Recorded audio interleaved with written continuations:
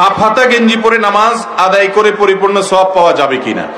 আল্লাহ তাআলা কোরআনে কারিমে বলেছেন, ইয়া বানি আদম খুযু যিনাতাকুম ইনদা কুল্লি মাসজিদ। হে বনি আদম, প্রত্যেক নামাজের সময় তোমরা সুন্দর পোশাক আশাক পরিধান করো। জিনাত গ্রহণ করো মানে পোশাক আশাক পরিধান করো।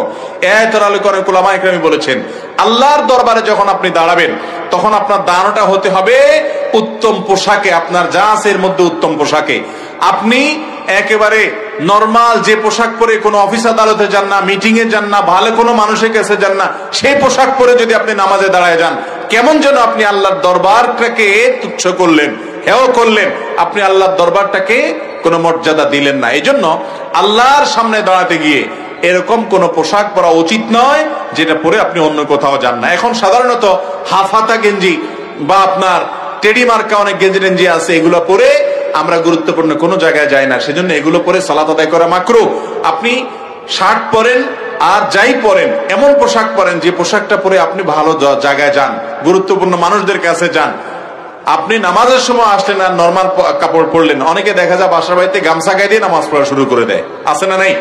এগুলো উচিত না। এগুলো হলো আল্লাহর শানে বেয়াদবি, আল্লাহর সামনে দাঁড়াচ্ছে। অতএব দুনিয়ার কোন এমপি মন্ত্রীর সামনে আপনি এইভাবে যাবেন না, তাহলে আল্লাহর সামনে কিভাবে আপনি এইভাবে দাঁড়ান? এটা করা উচিত নয়।